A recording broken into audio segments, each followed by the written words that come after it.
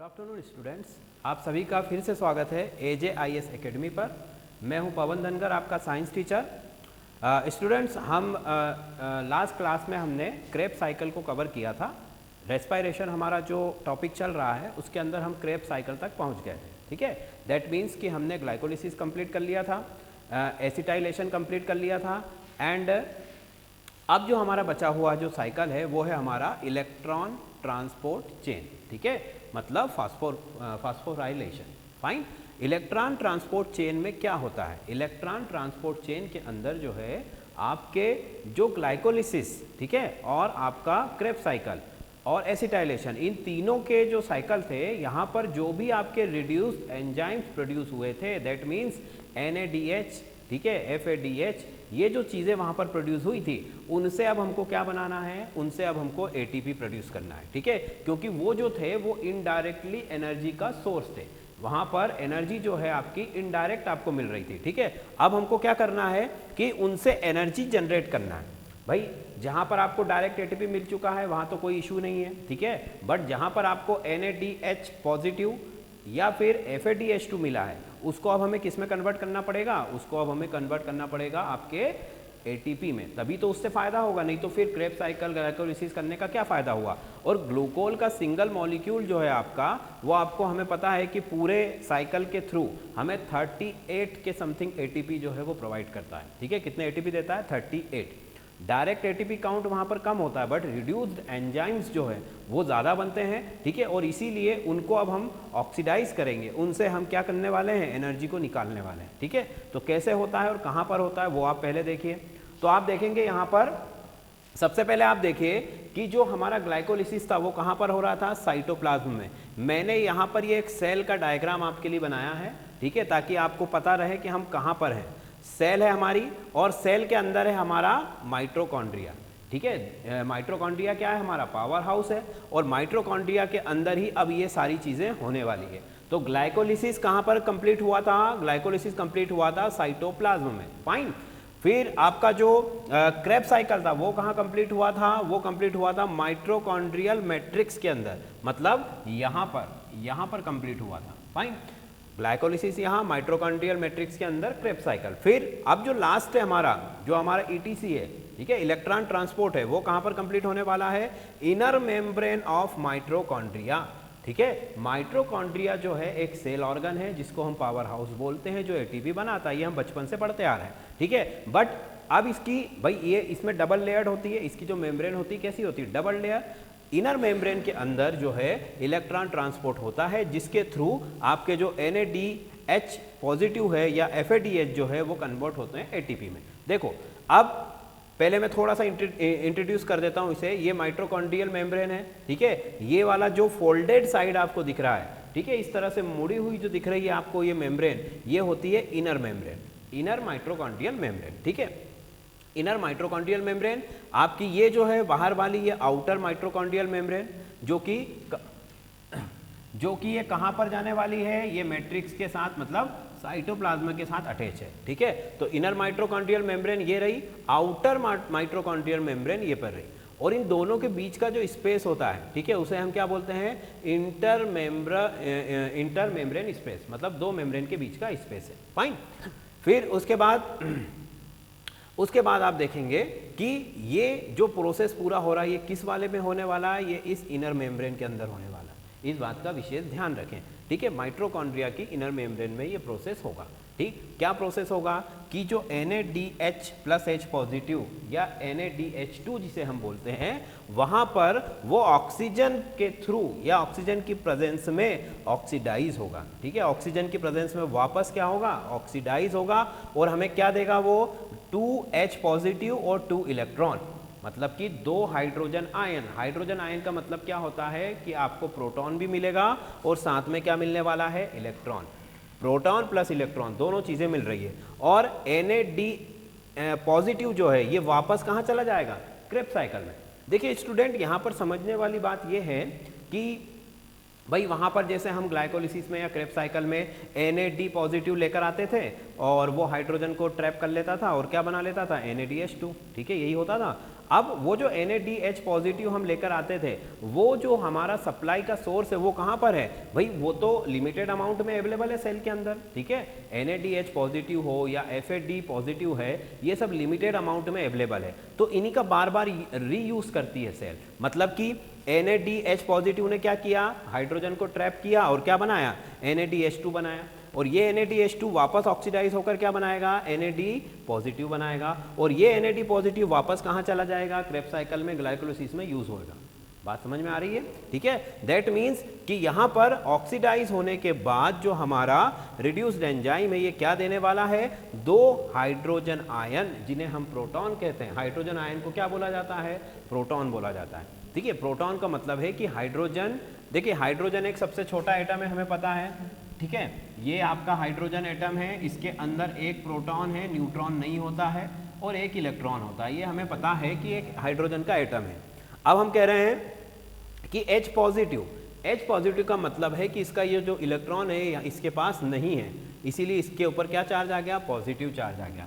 That means कि hydrogen का जो न्यूक्लियस है जिसमें केवल एक ही प्रोटॉन है, केवल वही यहाँ पर है, और इसीलिए हम उसे सिर्फ प्रोटॉन भी बोल सकते हैं। तो हाइड्रोजन जो पॉजिटिव चार्ज है वो क्या है, प्रोटॉन, और यहाँ पर एक और चीज़ क्या जनरेट हो रही है, इलेक्ट्रॉन जनरेट हो रहा है। प्रोटॉन भी जनरेट हो रहा है, इलेक्ट्रॉन भी जनरेट हो रहा है, और फाइनली क्या होता है, फिर आखिरी में आप देखोगे कि ये जो H पॉजिटिव है और ये जो 2 इलेक्ट्रॉन्स है, इन दोनों को ऑक्सीजन जो है अपने साथ कंबाइन करके क्या बनाता है, 1 मॉलिक्यूल ऑफ वाटर, ठीक है, जल का एक अणु बनाता है। हाइड्रोजन आयन और आपका जो इलेक्ट्रॉन है, इन दोनों को कंबाइन करके वाटर H2O बनाता है। ये रिएक्शन लास्ट में होगी, हमारा जो TCA है उसके लास्ट में होगी, ठीक है, और इसे बोला जाता है टर्मिनल रिएक्शन, ठीक है। टर्मिनल रिएक्शन है ये, क्योंकि ये सबसे आखिर में होने वाली है।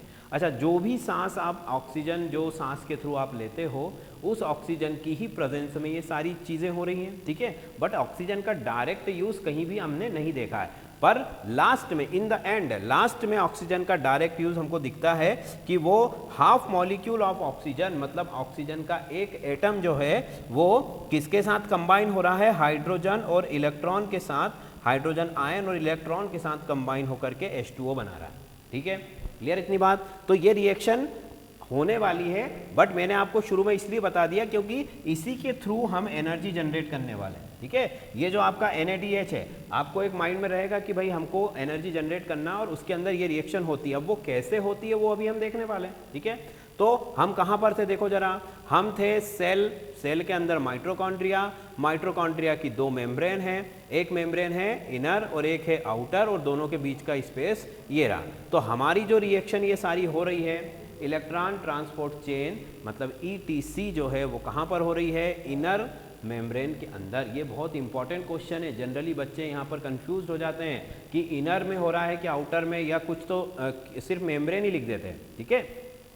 इस टॉपिक से भी 2 क्वेश्चंस आए हुए हैं, इसलिए आप इसे बिल्कुल भी इग्नोर नहीं कीजिए, इसको ध्यान से पढ़िएगा, ठीक है। एक तो यही क्वेश्चन मैंने आपको बता दिया है कि इनर मेम्ब्रेन जो है आपकी, ठीक है, मतलब आपका जो ये ETC है ये कहाँ पर होता है, इसकी लोकेशन क्या है, तो माइटोकॉन्ड्रिया के इनर मेम्ब्रेन में होता है, ठीक है। फिर यहाँ पर जो है आप देखोगे कि एक क्वेश्चन यहाँ से बनता है कि ऑक्सीजन का डायरेक्ट यूज, पूरे जो सेलुलर रेस्पिरेशन है उसमें ऑक्सीजन का डायरेक्ट यूज कहाँ पर होता है, तो ये इसी में होता है। लास्ट में देखोगे आप कि ऑक्सीजन ने मिलकर क्या बनाया, वाटर मॉलिक्यूल बनाया, फाइन। तो इसीलिए इस टॉपिक को भी आप बहुत ही अच्छे से पढ़िए, ध्यान से पढ़िए, बहुत सिंपल है, और आप अगर उसको स्टेप बाय स्टेप मेरे साथ समझते चलोगे तो आपको पूरा क्लियर हो जाएगा कि क्या हो रहा है इसके अंदर, ठीक है। हो कुछ नहीं रहा है, आप देखोगे कि केवल हमको क्या करना है, NADH2 को चेंज करना है ATP में, बस इतना ही करना है और कुछ नहीं करना है, ठीक है। अब वो कैसे होता है वो देखो, ये रही हमारी इनर मेम्ब्रेन। तो इस इनर मेम्ब्रेन में कई सारे आपके जो है एंजाइम्स या आप यूँ कहें कि कंपोनेंट्स होते हैं जो कि ये सारा काम करते हैं, ठीक है। वो कंपोनेंट्स सीरियल वाइज वहाँ पर अरेंज होते हैं, ठीक है, सीरियल वाइज। जैसे कि कोई सीढ़ी होती है आपकी इस तरह से, ठीक है। ये मान लो आपकी कोई सीढ़ी है जिसमें कई सारे स्टेप्स हैं, ठीक है। अगर आपको नीचे से ऊपर जाना है तो आपको एक एक स्टेप चढ़ के जाना पड़ेगा, या ऊपर से नीचे आना है तब भी एक एक स्टेप जो है क्या होना पड़ेगा, धीरे धीरे उतर के नीचे आना पड़ेगा। आप सीधा डायरेक्ट ऊपर से अगर जंप मारेंगे तो भी आप क्या होगा, आपका नुकसान होगा, और नीचे से ऊपर तो जा ही नहीं सकते। तो ये आप मान लीजिए कि क्या है, इनर मेम्ब्रेन ऑफ माइटोकॉन्ड्रिया, और इसकी जो स्टेप्स हैं ये सारे वो कंपोनेंट्स हैं जो अरेंज्ड हैं, ठीक है। कैसे अरेंज्ड हैं, ये ऑक्सीडेशन मतलब रेडॉक्स पोटेंशियल के बेसिस पर अरेंज है। रेडॉक्स पोटेंशियल का मतलब ऑक्सीडेशन रिडक्शन पोटेंशियल या रिडक्शन ऑक्सीडेशन पोटेंशियल। तो उसके इंक्रीजिंग ऑर्डर में ये सारे जो कंपोनेंट है वो अरेंज होते हैं। कौन कौन से कंपोनेंट है पहले एक बार मैं उनको बता देता हूँ। ये देखो मैंने यहाँ पर आपके लिए बना रखा है कि ये FMN, FES, Q, FAD, FES, cytochrome B, फिर FES, cytochrome C1, cytochrome C, cytochrome A और साइटोक्रोम A3। ये सारे वो कंपोनेंट है जो कि क्या करने वाले हैं, जो कि NADH2 को किस में कन्वर्ट करेंगे, ATP में कन्वर्ट करेंगे, ठीक है। आप कैसे करते हैं तो देखो जरा कि इनके पहले नाम बता देता हूं मैं आपको। FMN का मतलब ये फ्लेविन मोनोन्यूक्लियोटाइड, ये विटामिन B12 जो होता है उसका एक कंपोनेंट होता है। ये आयरन सल्फाइड है, ठीक है। ये यूबिक्विनोन है, उसके बाद ये भी आयरन सल्फाइड है। ये साइटोक्रोम से है जो कि एक तरह के प्रोटॉन पंप होते हैं। साइटोक्रोम का काम क्या होता है, प्रोटॉन पंप। प्रोटॉन के चैनल होते हैं एक तरह से, जिनसे प्रोटॉन जो है वो एक मेम्ब्रेन से पास होता है। क्यों, इसकी जरूरत क्यों होती है, क्योंकि जो इनर मेम्ब्रेन है आपके माइटोकॉन्ड्रिया की, ये इम्परमिएबल होती है। मतलब इसके अंदर से बाहर या बाहर से अंदर कुछ भी आप नहीं भेज सकते हो, वो पूरी तरह से इम्परमेबल होती है। वहाँ से आप कुछ भी ट्रांसपोर्ट नहीं कर सकते हो। तो फिर ट्रांसपोर्ट कैसे होगा भाई, जैसे कि रूम है हमारा, रूम में हमने चारों तरफ वॉल बना रखी है, तो वॉल से निकलकर तो हम नहीं जा सकते। तो इसीलिए हमने हमारे आने जाने के लिए क्या बनाया, दरवाज़ा बनाया है, एक गेट बनाया है, जिससे कि हम रूम के अंदर या बाहर आ जा सकते हैं। तो वैसे ही इनर मेम्ब्रेन जो होती है माइटोकॉन्ड्रिया की, ये जो है पूरी तरह से इम्परमिएबल होती है। यहाँ से आप अंदर बाहर नहीं जा सकते, पर उसमें भी कुछ ऐसी जगहें हैं, कुछ ऐसे गेट हैं, कुछ ऐसे दरवाजे हैं या कुछ ऐसे चैनल्स हैं जिनके थ्रू प्रोटॉन जो है वो इस तरफ से दूसरी तरफ जाता है, ठीक है। वो अभी कैसे होगा हम आगे देखने वाले हैं। तो आप अपने दिमाग में एक पूरा मैप बना लीजिए कि हम कहाँ पर है। हम हैं सेल के अंदर माइटोकॉन्ड्रिया, माइटोकॉन्ड्रिया के अंदर इनर मेम्ब्रेन के अंदर है, ठीक है। इनर मेम्ब्रेन में ये सारे कंपोनेंट्स जो हैं ये एक रेडॉक्स पोटेंशियल इंक्रीजिंग ऑर्डर में अरेंज्ड हैं, ठीक है, इंक्रीजिंग ऑर्डर में अरेंज्ड हैं। और धीरे धीरे फिर अब हम आगे बढ़ते हैं कि NADH2 को ATP में कैसे कन्वर्ट कर रहा है, ठीक है। तो ये इन सभी कंपोनेंट्स को हम 4 कॉम्प्लेक्स में डिवाइड कर देते हैं। देखिए इन दोनों का जो कॉम्बो है उसको बोला जाता है कॉम्प्लेक्स 1, ठीक है। ये वाला जो है आपका कॉम्प्लेक्स 2 है। साइटोक्रोम B, आयरन सल्फाइड और साइटोक्रोम C, ये जो है कॉम्प्लेक्स 3 है।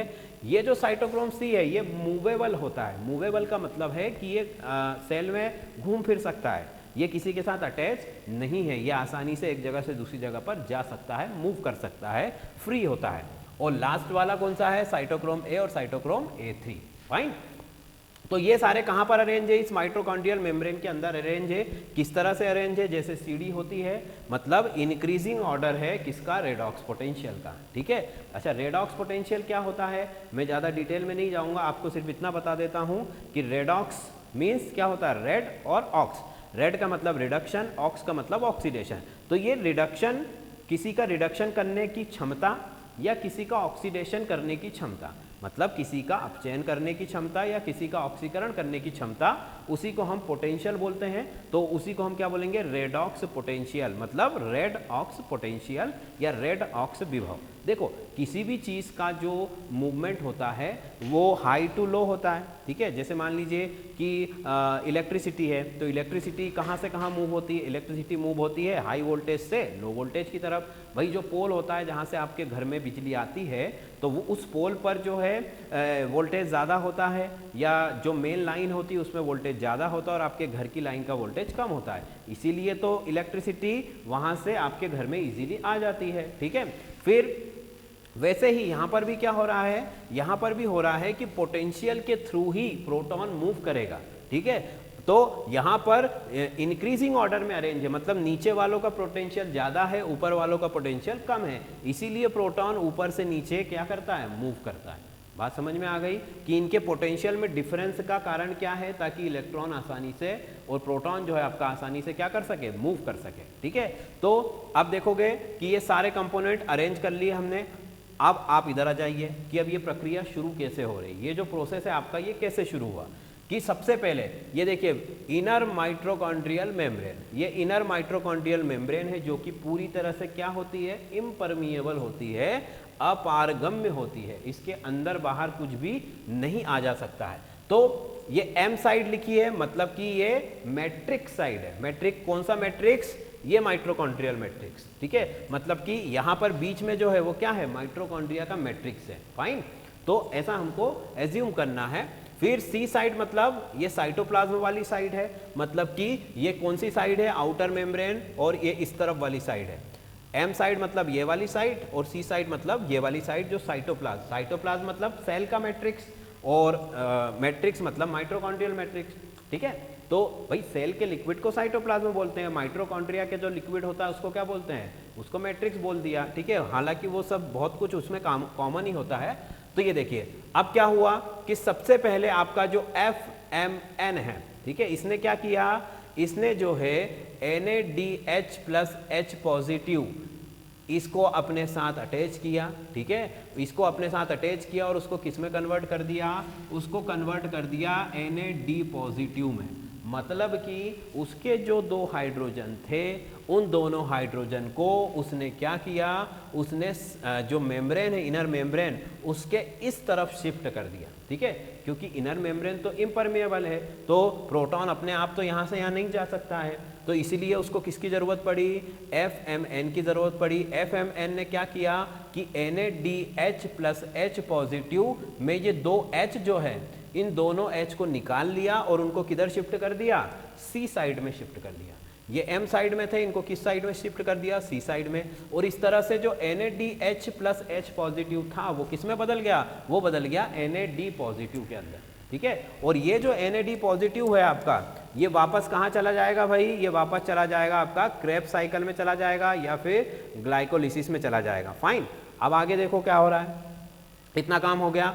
अब ये जो प्रोटॉन है जो इस तरफ है, तो ये जब रिएक्शन होती है, मतलब ये प्रोटॉन को इस तरफ शिफ्ट करता जा रहा है, तो फाइनली होता क्या है कि इस तरफ जो है आपका प्रोटॉन जो है उसका कंसंट्रेशन बढ़ते जा रहा है, इंक्रीज होते जा रहा है। भाई यहाँ से प्रोटॉन उठा के यहाँ पर रखे जा रहे हैं, यहाँ से प्रोटॉन का ट्रांसफर इधर किया जा रहा है, तो प्रोटॉन की जो सांद्रता है, प्रोटॉन का जो कंसंट्रेशन है वो इस तरफ बढ़ता ही जा रहा है। तो अब जब बढ़ता जा रहा है तो उसको इधर शिफ्ट करना जरूरी है, क्योंकि जब ये शिफ्टिंग होगी, मतलब जब ये प्रोटॉन इधर से इधर जाएगा तो एक एनर्जी जनरेट होगी। भाई जैसे मान लीजिए ना कि पानी हमारी छत की जो टैंक है, वाटर टैंक, उसमें है, और जब पानी ऊपर से नीचे आता है तो बड़े प्रेशर के साथ आता है, तो वही प्रेशर उसी एनर्जी के साथ प्रोटॉन भी क्या है, इस तरफ से इस तरफ जाता है। ठीक है, मतलब कि high concentration to lower concentration. ठीक है, high concentration to lower concentration जाता है, एक तरह का ऑस्मोसिस ही है ये। तो यहाँ पर क्या हुआ कि प्रोटॉन जब यहाँ से यहाँ जाता है तो उसको जाने के लिए एक चैनल दिया गया है, और उस चैनल का नाम क्या है, उस चैनल का नाम है साइटोक्रोम। ठीक है, ये जो साइटोक्रोम है ये चैनल है एक तरह का, और इसी चैनल के थ्रू जो है आपका H पॉजिटिव आयन कहाँ पर चला जाता है, इस तरफ चला जाता है। दैट मीन्स कि जो कंसंट्रेशन यहाँ पर इंक्रीज हो रहा था वो कंसंट्रेशन से H पॉजिटिव आयन इस तरफ जाने लगते हैं, और वो जो एनर्जी जनरेट करते हैं, जैसे पानी जब ऊपर से नीचे आता है तो एनर्जी जनरेट करता है, तो उस एनर्जी का यूज हम किस में करते हैं, उस एनर्जी का यूज हम करते हैं ADP को ATP में चेंज करने के लिए।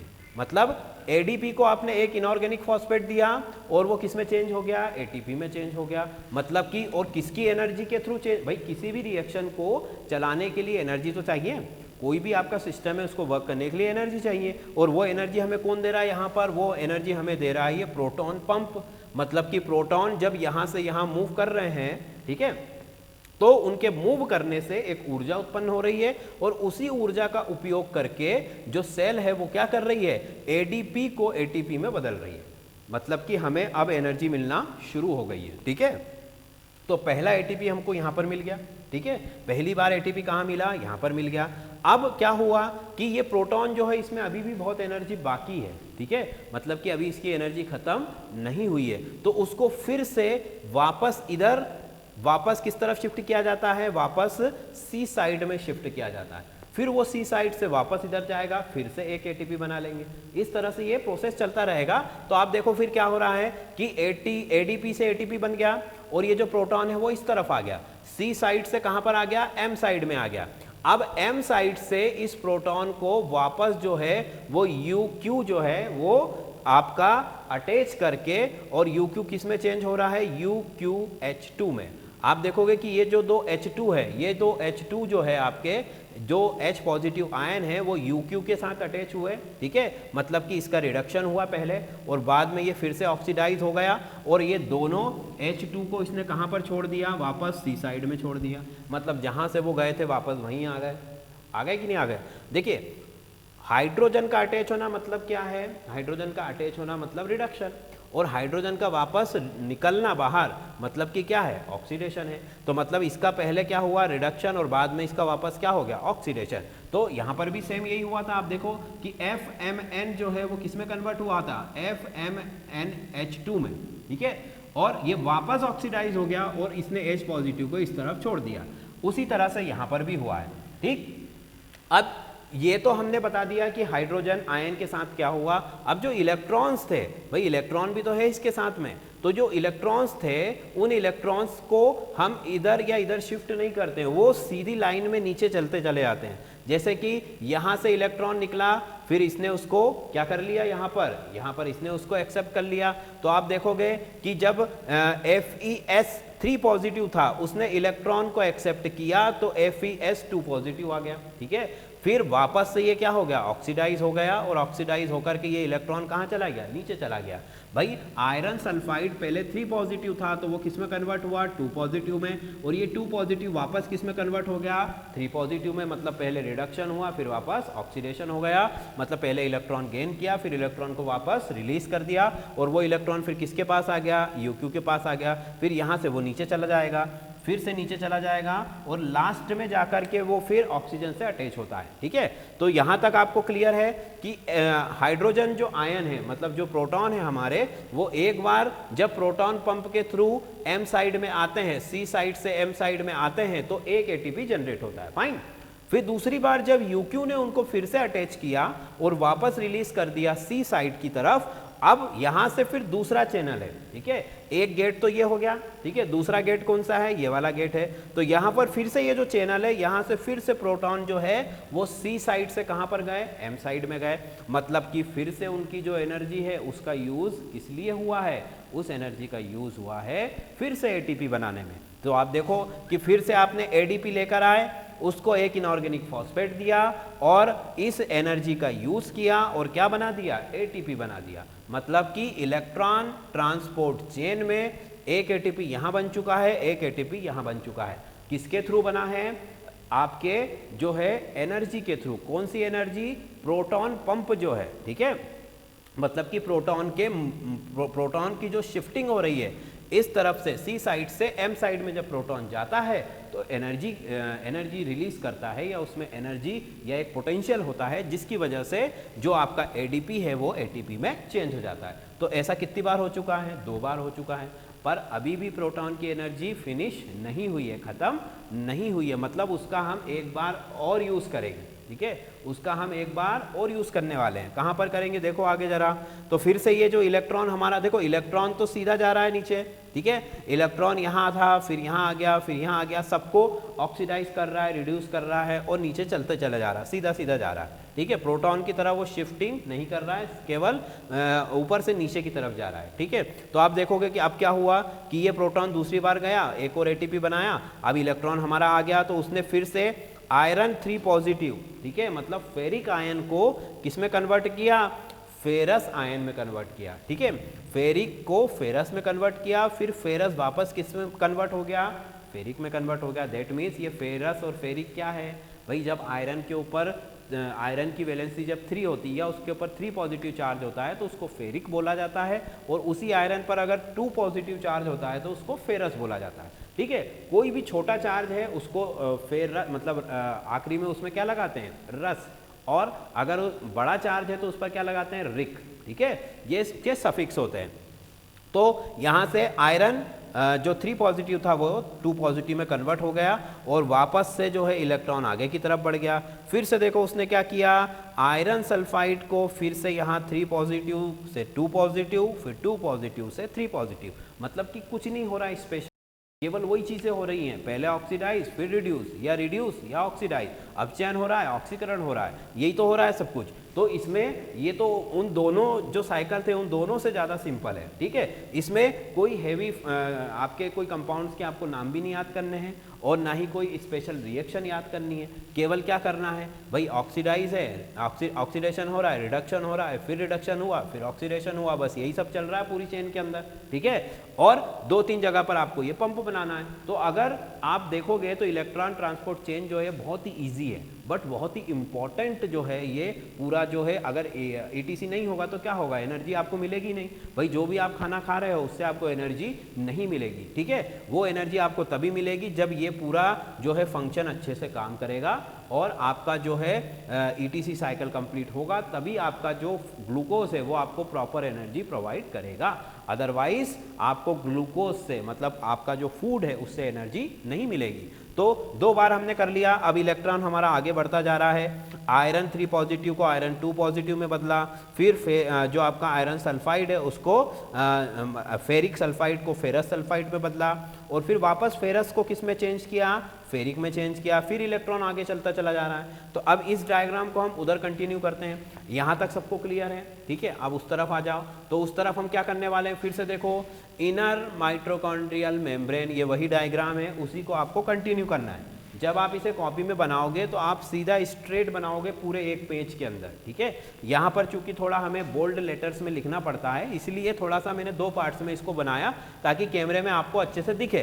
बट कॉपी में जब आप बनाओगे तो कैसे बनाओगे, इसी के नीचे ये वाला पोर्शन आपको बनाना है। फाइन, चलो तो क्या हुआ आगे कि देखो जरा, फिर ये इलेक्ट्रॉन को और सॉरी ये जो आपका प्रोटॉन है जो इस तरफ आ चुका है, ये प्रोटॉन जो है ये वापस कौन, ये प्रोटॉन को वापस कौन ले रहा है भाई, ये देखो UQ ने ले लिया है ना, UQ ने उसको ले लिया और उसको किस में चेंज कर दिया, UQH2 में चेंज कर दिया।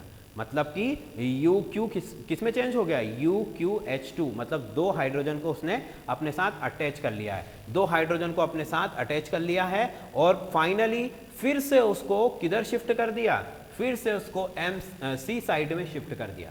भाई प्रोटॉन का यहाँ बार बार यूज हो रहा है, उसको आपने पहले इस तरफ से इस तरफ शिफ्ट किया, फिर वापस UQ ने उसको वापस इधर शिफ्ट कर दिया था। अब फिर से एक बार जो हमारा UQ है उसने उसको किस तरफ शिफ्ट कर दिया है, H पॉजिटिव आयन की तरफ, मतलब कि C साइड की तरफ वापस शिफ्ट कर दिया। ठीक है, फिर क्या होगा कि यहाँ पर कंसंट्रेशन इंक्रीज होने लगेगा। तो इंक्रीज, जो कंसंट्रेशन इंक्रीज हुआ है मतलब पोटेंशियल डेवलप हो रहा है, उस पोटेंशियल को रिलीज करने के लिए, उस पोटेंशियल को मतलब प्रोटॉन्स को C से M साइड में शिफ्ट करने के लिए फिर से एक चैनल की जरूरत है। तो यहाँ पर एक और चैनल है आपके पास जो कि लास्ट है, क्योंकि इसके बाद क्या होता है कि प्रोटॉन की एनर्जी खत्म हो जाती है, मतलब प्रोटॉन का जो आपका उसके अंदर जो भी पोटेंशियल था वो रिड्यूस होने लगता है, कम होने लगता है, जिसकी वजह से वो और ज़्यादा ATP को जनरेट नहीं कर पाता है। फाइन, तो क्या हुआ फिर से देखो कि ये प्रोटॉन का कंसंट्रेशन इधर बढ़ा, फिर ये वापस इस चैनल के थ्रू इस तरफ आ गया। ठीक है, अब इस तरफ आया तो क्या हुआ, फिर से एक ADP कन्वर्ट हो गया, किसमें,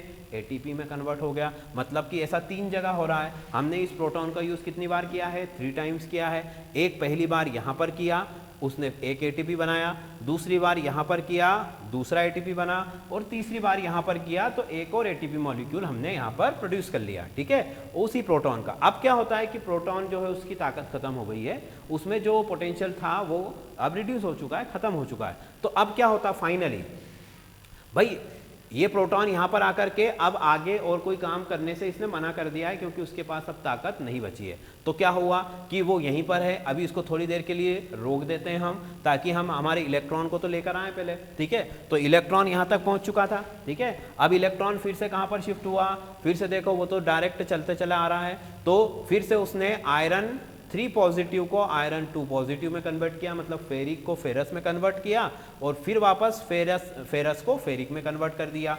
फिर से आप देखोगे वही प्रोसेस फिर से हो रहा है, वही प्रोसेस एक बार और हुआ, और यहाँ पर भी वही हो रहा है, ठीक है। ये अलग अलग साइटोक्रोम्स की प्रेजेंस में हो रहा है। यहाँ पर आप देखोगे कि साइटोक्रोम C1 है, यहाँ पर साइटोक्रोम C है, यहाँ पर साइटोक्रोम A है, और यहाँ पर साइटोक्रोम A3 है। यहाँ पर आप देखोगे साइटोक्रोम B है, और इसी तरह से डिफरेंट साइटोक्रोम्स जो हैं उनकी प्रेजेंस में जो है इस तरह की रिएक्शंस हो रही है। केवल oxidation reduction, reduction oxidation. Oxidation का मतलब कि देखो, अब यहाँ पर मैं एक चीज़ और बता देता हूँ आपको, ताकि आपको कंफ्यूजन ना हो यहाँ पर कि ऑक्सीडेशन, अभी तक हमने आपको क्या बताया था कि ऑक्सीडेशन का मतलब होता है हाइड्रोजन का निकलना या हाइड्रोजन का रिमूव होना, और रिडक्शन का मतलब होता है हाइड्रोजन का ऐड होना, ठीक है। तो ये डेफिनेशन हमने कई बार देखी है इसका यूज होते हुए। जैसे ये देख लो कि यहाँ से जब हाइड्रोजन निकला, ये 2H2 किसके पास चले गए, इसके पास, तो ये Na- पॉजिटिव बन गया, मतलब कि NaDH2 ऑक्सीडाइज हो गया है किसमें, Na- पॉजिटिव में, मतलब कि हाइड्रोजन निकलने से हमने क्या बोला कि ऑक्सीडेशन हो गया, ठीक है। बट जब ये आयंस वाली जो सिचुएशंस है, इनके लिए ऑक्सीडेशन और रिडक्शन का डेफिनेशन मैं आपको बता देता हूं कि आप देखोगे कि जब कोई भी एलिमेंट या कोई भी आयन जब इलेक्ट्रॉन्स को गेन करता है, ठीक है, तो दैट इज कॉल्ड रिडक्शन, और जब वो इलेक्ट्रॉन को रिलीज करता है, इलेक्ट्रॉन को डोनेट करता है, तो उसे क्या बोला जाता है, उसे बोला जाता है ऑक्सीडेशन, ठीक है। तो अब आप देखो जरा कि अगर ये है आपका फेरिक 3 पॉजिटिव, ये बन गया 2 पॉजिटिव में, मतलब कि 3 से 2 में कन्वर्ट हो गया, मतलब कि उसमें एक इलेक्ट्रॉन क्या कर लिया, उसने गेन कर लिया है, ठीक है भाई। जिसके ऊपर, जैसे मान लो मैंने लिखा आयरन के ऊपर 3 पॉजिटिव है, मतलब कि इसमें 3 इलेक्ट्रॉन कम है, ठीक है। और अगर दूसरा लिखा मैंने आयरन के ऊपर 2 पॉजिटिव है, मतलब कि इसके ऊपर सिर्फ 2 इलेक्ट्रॉन कम है, एक आ चुका है वापस। भाई टोटल आयरन के पास कितने इलेक्ट्रॉन होते हैं, 26, तो 3 पॉजिटिव का मतलब कि इसके पास सिर्फ कितने इलेक्ट्रॉन है, 23, और 2 पॉजिटिव का मतलब इसमें कितने इलेक्ट्रॉन है, 24, ठीक है। मतलब कि 3 से जब 2 में कन्वर्ट हो रहा है, दैट मीन्स इसने एक इलेक्ट्रॉन को क्या किया है, गेन किया है। तो एक इलेक्ट्रॉन गेन करना मतलब रिडक्शन, मतलब कि ये जो ऊपर वाला जो एरो लगा है ये किसको शो कर रहा है, रिडक्शन को। और वापस आप नीचे देखोगे कि 2 पॉजिटिव फिर से कन्वर्ट हो गया 3 पॉजिटिव में, मतलब जो इलेक्ट्रॉन उसने लिया था वो वापस चला गया, क्योंकि इलेक्ट्रॉन तो ऊपर से आ रहा है ना। जब इसने एक बार इलेक्ट्रॉन लिया, ये इसमें कन्वर्ट हुआ और वो इलेक्ट्रॉन वापस नीचे चला गया, तो ये वापस किस में कन्वर्ट हो गया, वापस से 3 पॉजिटिव में कन्वर्ट हो गया, मतलब कि पहले रिडक्शन फिर ऑक्सीडेशन। क्लियर है। तो इलेक्ट्रॉन का गेन करना मतलब रिडक्शन और इलेक्ट्रॉन को डोनेट करना मतलब ऑक्सीडेशन। तो ये दो डेफिनेशन आपको यहाँ पर याद रखनी है कि हाइड्रोजन का निकलना भी ऑक्सीडेशन होता है और इलेक्ट्रॉन का निकलना भी ऑक्सीडेशन होता है। फिर दूसरी तरफ हाइड्रोजन को अटैच करना भी रिडक्शन है और इलेक्ट्रॉन को गेन करना भी रिडक्शन है। ठीक है। तो इस तरह से अलग अलग साइटोक्रोम्स की प्रेजेंस में फाइनली जो हमारा इलेक्ट्रॉन है वो यहाँ पहुँच जाता है। ठीक है।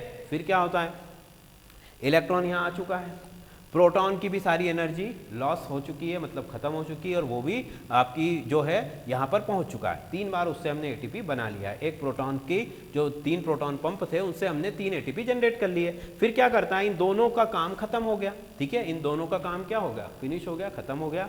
तो जो रेस्पिरेशन के थ्रू हम ऑक्सीजन अंदर लेते हैं, उस ऑक्सीजन का एक एटम या हाफ मॉलिक्यूल ऑफ ऑक्सीजन जो है इन दोनों के साथ अटैच होकर के क्या बना लेता है, वाटर मॉलिक्यूल बना लेता है, जो कि मैंने आपको शुरू में ही बता दिया था कि देखो ये H पॉजिटिव मतलब कि ये यहाँ पर इस कंडीशन में पहुंच चुका है। ठीक है। दूसरा इलेक्ट्रॉन जो कि कहाँ पहुंच चुका है, ये देखो ये इलेक्ट्रॉन और हाफ O2, ये सभी मिलकर के क्या बना लेते हैं, सिंगल मॉलिक्यूल ऑफ वाटर, जल का एक अणु यहाँ पर बन जाता है, जो कि इस रेस्पिरेशन का एंड हो चुका है। अब सेलुलर रेस्पिरेशन क्या हो चुका है, यहाँ पर खत्म हो चुका है। मतलब आपको वाटर का एक मॉलिक्यूल भी मिल रहा है और साथ में एनर्जी भी मिल रही है।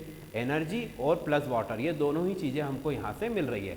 और यहाँ पर ऑक्सीजन का डायरेक्ट यूज जो है केवल यहीं पर होता है। पूरे साइकिल में ऑक्सीजन का डायरेक्ट यूज केवल कहाँ होता है, यहाँ पर होता है, जो कि एक क्वेश्चन भी था जो आया भी था। तो फाइन, तो ये इलेक्ट्रॉन ट्रांसपोर्ट चेन जो है ये मैंने आपके सामने एक्सप्लेन की, जो कि कहाँ पर होती है, इनर माइटोकॉन्ड्रियल मेम्ब्रेन के अंदर होती है। और बहुत ही सिंपल सी चीज़ है, ठीक है, देखने में भली वो थोड़ा कॉम्प्लिकेटेड लगता है बट सिंपल है, कुछ नहीं हो रहा है। यहाँ पर सिर्फ प्रोटॉन के थ्रू हम एनर्जी जनरेट कर रहे हैं और लास्ट में जो है प्रोटॉन और इलेक्ट्रॉन मिलकर के क्या बना रहे हैं, वाटर मॉलिक्यूल बना रहे हैं, ठीक है।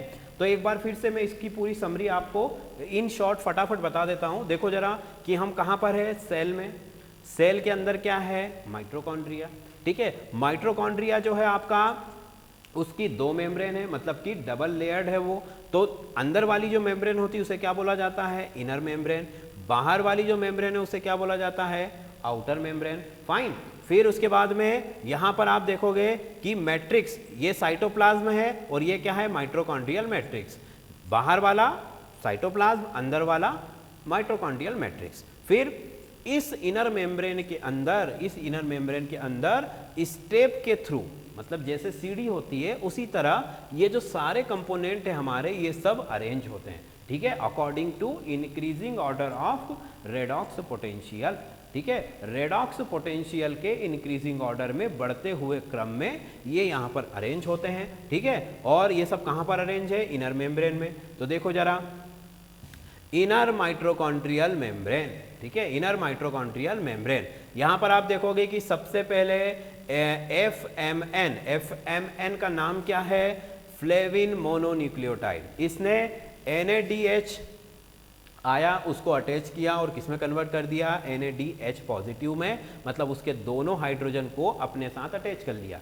और उन दोनों हाइड्रोजन को किस तरफ शिफ्ट कर दिया, सी साइड में, क्योंकि ये जो मेम्ब्रेन है ये कैसी है, इम्परमेबल है, इसमें आर पार कोई भी चीज़ नहीं जा सकती है, मतलब कि यहाँ पर ये अपारगम्य है, इसमें कोई भी चीज़, कोई भी एटम, कोई भी मॉलिक्यूल, कुछ भी हो, सॉल्वेंट, सॉल्यूट, ऑक्सीजन या कुछ भी हो, ये इस तरफ से उस तरफ नहीं जा सकता है। इसीलिए इनके थ्रू उसको इस तरफ शिफ्ट कर दिया गया है, एम साइड से सी साइड में। फिर एक चैनल के थ्रू, एक गेट के थ्रू ये वापस जो आपका प्रोटॉन था वो इस तरफ आ गया, और जैसे ही वो मूव करता है, ठीक है, तो एक पोटेंशियल जनरेट होता है, उसी पोटेंशियल, उसी एनर्जी का यूज करके हम एडीपी को एटीपी में कन्वर्ट कर लेते हैं, ठीक है। एडीपी को एटीपी में कन्वर्ट कर लिया। फाइन, आगे देखो तो क्या हो रहा है कि फिर से इस प्रोटॉन को क्या कहाँ शिफ्ट कर दिया, इस सी साइड में शिफ्ट कर दिया। किसने शिफ्ट किया, UQ ने। UQ ने उसको अटैच किया, UQH2 बनाया और वापस वो ऑक्सीडाइज हो गया और इस तरफ उसको वापस शिफ्ट कर दिया। तो वो फिर भी नहीं मान रहा है, वही जो हमारा जो H पॉजिटिव है बहुत जिद्दी है, इसको हम बार बार इधर शिफ्ट करते हैं, वापस कहाँ चला जाता है, इधर चला जाता है। और किसके थ्रू जाता है, इन चैनल्स के थ्रू। पहली बार गया तो एक ATP बनाया, दूसरी बार गया तो दूसरा ATP बनाया। और जो इलेक्ट्रॉन है आपका, जो इलेक्ट्रॉन है, क्योंकि 2 पॉजिटिव चार्ज, मतलब इसके जो 2 इलेक्ट्रॉन हैं वो बाहर जा चुके हैं, और वो 2 इलेक्ट्रॉन कहाँ मूव कर रहे हैं, ये सीधी डाउनवर्ड डायरेक्शन में जा रहे हैं, ऊपर से नीचे की तरफ जा रहे हैं, ठीक है। इन सभी को ऑक्सीडाइज और रिड्यूस करते हुए नीचे की तरफ बढ़ रहे हैं, ठीक है। आप देखो ऑक्सीडेशन रिडक्शन दोनों सभी जगह हो रहा है और इलेक्ट्रॉन नीचे की तरफ जाते जा रहा है। अब देखो दूसरी बार ATP बनाया, फिर इस प्रोटॉन को हमने फिर से UQ ने अटैच किया, और फिर से अटैच करने के बाद किस में कन्वर्ट कर दिया, फिर से अटैच करने के बाद कहाँ शिफ्ट कर दिया, सी साइड में वापस शिफ्ट कर दिया, ठीक है। मतलब कि प्रोटॉन को तीसरी बार शिफ्ट किया गया है सी साइड में, और फिर से प्रोटॉन वापस आ गया उसी चैनल के थ्रू, ठीक है, मतलब नेक्स्ट चैनल के थ्रू कहाँ आ गया, फिर से आपकी जो है एम साइड में आ गया, मैट्रिक्स साइड में, एम साइड में आ गया, और फिर से उसने आपको क्या दिया, एक ATP। और इलेक्ट्रॉन तो जो है बिल्कुल सीधा चला जा रहा है, ठीक है, ना इधर देख रहा है ना उधर देख रहा है, डाउनवर्ड डायरेक्शन में नीचे जा रहा है, ठीक है। तो इन सभी से होता हुआ यहाँ से फिर से वो अलग अलग साइटोक्रोम से होता हुआ फाइनली नीचे तक पहुँच जाता है। और 3 बार तक हमने जो आपका प्रोटॉन है उसका यूज़ किया ATP बनाने में, उसके बाद उसका जो पोटेंशियल है वो क्या हो चुका है, उसका पोटेंशियल खत्म हो चुका है। इसलिए अब उसको क्या होने वाला है, अब ऑक्सीजन उसके साथ अटैच होकर के उन इलेक्ट्रॉन और प्रोटॉन इन दोनों के साथ अटैच होकर के क्या बना लेता है, सिंगल मॉलिक्यूल ऑफ वाटर, ठीक है। मतलब कि रेस्पिरेशन के थ्रू हमें क्या क्या चीज़ें मिली, एक तो एनर्जी मिली और दूसरी हमें क्या मिला, दूसरा मिला वाटर मॉलिक्यूल। ठीक है।